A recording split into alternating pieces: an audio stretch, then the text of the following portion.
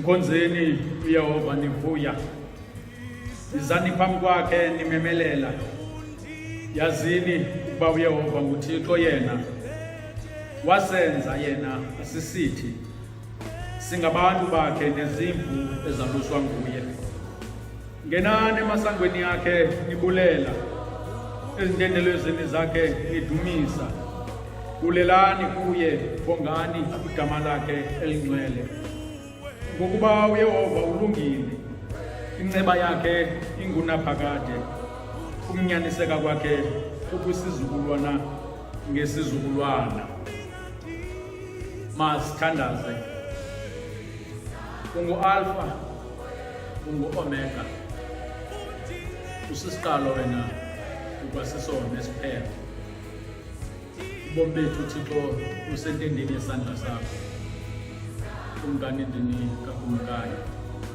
Usivusile Nkosi imandlalo ebesilele kuzo xa besithatha umfuziselo wokufa. Wasibonisa Nkosi nezinto ebesingenakho ukuzibona thina ngeliso lenyama.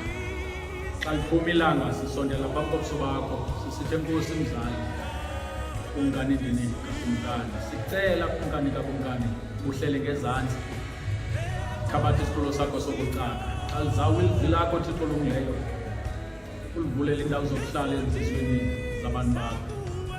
Hlala Nkosi kwinqakanqaka yona. Zithi zonke izinto Thixo olungileyo endizazibuyisa kule ndawo bezezisikelekileyo phambi kobuso bakho. Zonke izinto Nkosi ndizicela ndinalo ithemba lokokuba unako ukundenzela wena njengomzali uYesu Kristu umkhululi wethu. Amen. Umhla enyangeni ngumhla we-13 kwenyanga yomSintsi kumnyaka wama-2020. Umhla enyangeni ngumhla we-13 kwenyanga yomSintsi kumnyaka wama-2020. Mandilicele ibandla singawufundi umhla wanamhlanje, siyozifundela emakhaya. Sithi endaweni yomhla sithabatheni iiBhayibhile zethu, sifumaneni isifundo sethu ezaba sesokuqala nezaba sesokugqibela njengoko sibhaliwe kwincwadi ye-Exodus, isahluko esikhulu sisahluko se-14. Sawuqala ukufunda umqolo wama-26 siyoma kumqolo wama-31. Isihloko sale ndawo sifundeka ngolu hlobo: ukuwela ulwandle olubomvu. Ngiyafunda. Wathi uYehova kuMoses, ulula isandla sakho phezu kolwandle, amanzi abuyele phezu kwamayifutha, phezu kweenqwelo zabo zokulwa naphezu kwamahashe bawo. Wasolula uMoses isandla sakhe phezu kolwandle, lwabuyela ebumeni babo. Ukuthi qhiphu kokusa asaba amayifutha asinga kulo. uYehova wawavuthululela amayifutha phakathi elwandle, abuya amanzi azigubungela iinqwelo zokulwa nabamahashe nempi yonke kaFaro eyayingene emva kwawo elwandle. Akwasala noko amnye kuwo. Bona oonyana bakaIsrayeli bahamba emhlabeni owomileyo phakathi elwandle, asuka amanzi abaludonga ngasekunene nangasekhohlo. Wawasindisa uYehova ngaloo mini amaSirayeli esandleni samayifutha.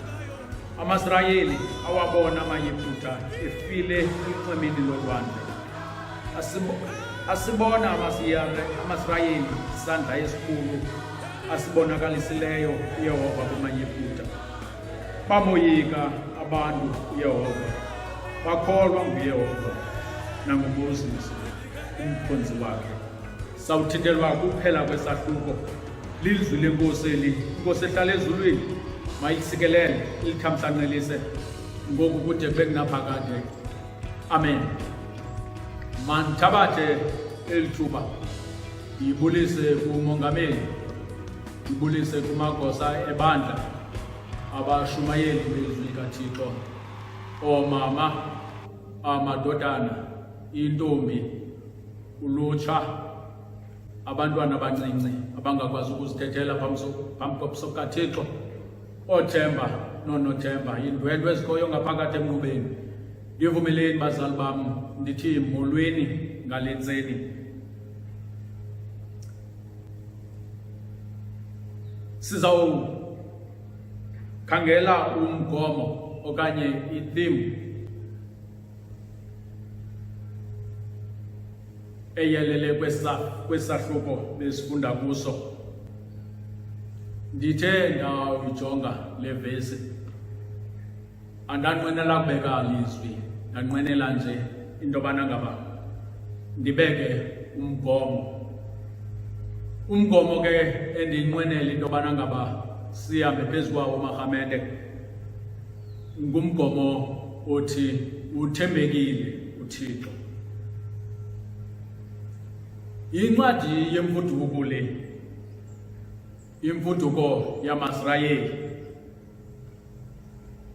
ibhalwa nguMoses unyana kaMram. Kodwa ibali lona libali lamaHebhere, indawo elenzeka kuyo elibali kukumhlaba obizwa ngokuba yiRefidim. Boba bam nani boma, iRefidim ke ikufutshane kwindawo ebizwa ngokuba yiKadesha.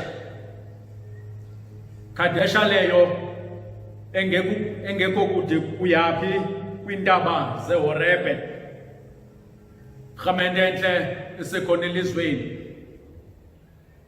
uMiriam udade boMoses ithi imbali wabhubhela apha eRefidim, wangcwatyelwa apha eRefidim, rhamente entle esekhona elizweni.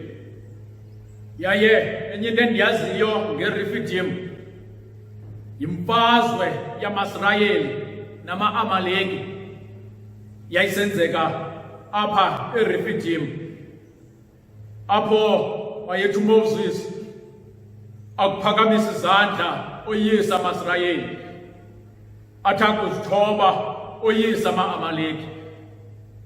Kwakulapha eRefidim, rhamente entle esekhona elizweni. Kodwa iRefidim ine-disadvantage yayo, rhamente entle esekhona elizweni. Zikhona zonke izinto eRefidim, kodwa into engekhoyo eRefidim awekho amanzi. Ngoba eyona nto ibangela uba ndithethe ngolu hlobo, uyawukhumbula ngalamhla uMoses ahamba namaSirayeli, athi akufika apha eRefidim, athi amaSirayeli uMoses, sinxaniwe Moses. Wathatha intonga uMoses wabetha elweni, aphuma amanzi. Yayiyeyo ingxaki yeRefidim, yayingenawo amanzi.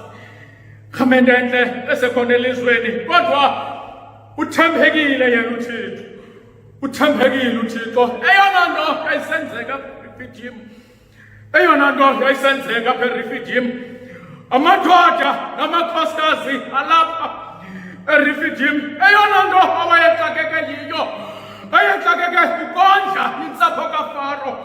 Rhamente entle esekhona elizweni, lo gama wona ezawo izisu, nezawo izisu zilele enkolo kwakunye neentsapho zabo.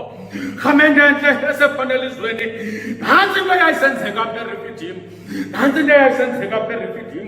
Ngoba abantu balapha eRefidim babephantsi kwesandla sikaFaro, rhamente entle esekhona elizweni.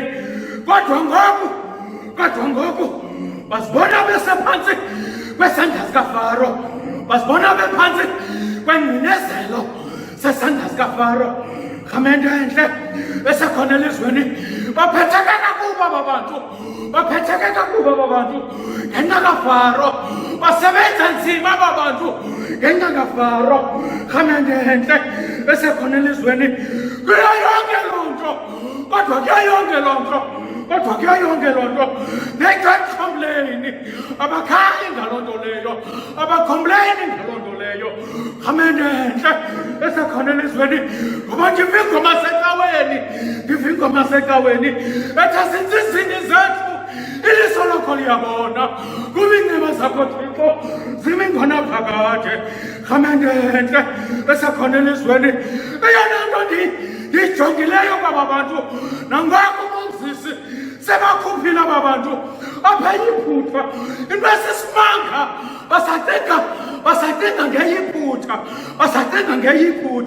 basacinga ngeyiphutha kwaFaro ndibeva xa besithi thina besanele Moses eyiphutha khamendente esekhona elizweni ngoba uthembekile yena uThixo uthembekile yona uThixo imizimba yona khamendente ingaphuma eyiphutha kodwa ingqondo yona isaseyiphutha nakwenye imizimba yona iphumile eyiphutha selikwaIsrayeli kodwa ingqondo yena isephantsi kwesandla sikaFaro khamendente esekhona elizweni ndiqaphela loo nto kwaba bantu intela imethi loo nto bendingumcinezelwa ithi sacinezelwa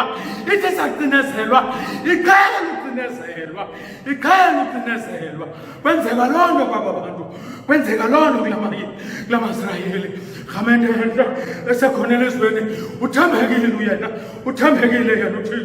uthembekile yena uThixo umzekelo endinowenza ngale nto ungayithatha imfene uyisuse ehlathini uyithathe uyizise endlini kodwa ndingenako ukuyenza ulikhuphe ihlathi emfeneni nangexesha selilapha endlini awunalikhuphi ihlathi emfeneni kwenzeka loo nto abazalwane kodwa kuyo yonke loo nto uthembekile yena uThixo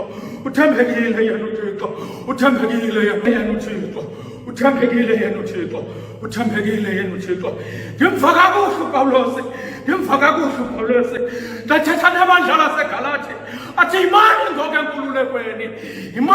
enkululekweni athi uYesu Kristu wanimisa kuyo ukuze ningabuya nibanjwe yityobeko ngokukhoboka ngoba uthembekile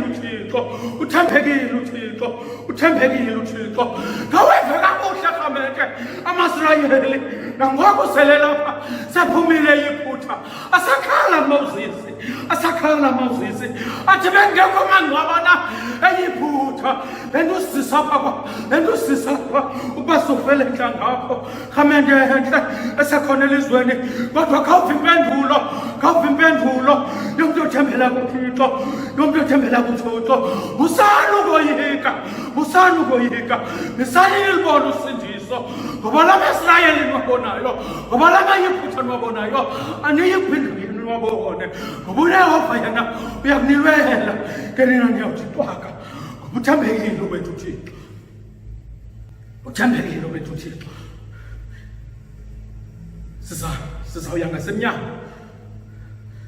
sizawuya ngasemnyango khamendente kodwa ndicela into yobana ngaba kwenzeka ntoni ebomini bakho noba uhlutshwa ngabantwana noba uhlutshwa ngumlingane kodwa yazi ntonye into yobana uthembekile yena uThixo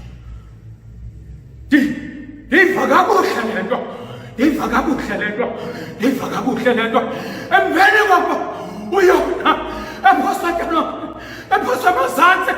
emazantsi olwandle kwenziwe nzobelayo olwandle kodwa wakhala lo mzalwane wakhala kuThixo uthi ndakhala kuThixo ndisembandezelweni wavela uThixo wanhlangula mntakwethu ndiyafuna ukuthi kuwe khala kuThixo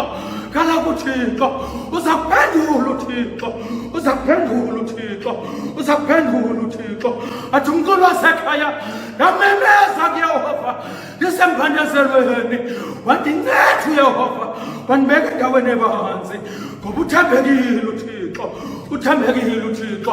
Bazalwane, singawa amakhobokela ilizwe, singawa amakhobokela ilizwe, kodwa wethu uThixo akasiyanga kubukhoboka bethu ngoba uthembekile uThixo, uthembekile uThixo. Kwindawo mntakwethu otenga kuyo, kwindawo mntakwethu otenga kuyo, kwindawo mntakwethu oxelenga kuyo, kwindawo mntakwethu ocebisa kuyo, kwindawo mntakwethu okhokhela kuyo, gala kuThixo, gala kuThixo ngoba uthembekile uThixo, uthembekile uThixo. Ukuba abantu abakuva, go to God, go to God ngoba uThixo uyalalela uThixo, uThixo uyaphendula uThixo, uThixo uyamamela uThixo. Inkosi yosuka mawisile, inkosi yoxolo mawisile, mayiwasikelele la mazwi, iwathamsanqelise ngoku kuthi kwengaphakathi. Amen. Fefele Nkosi yethu Yesu Kristu, uthando lukaThixo, ubudlelane bomoya oyingcwele bungaphumla kuthi sonke ngoku kuthi kwengaphakathi. Amen.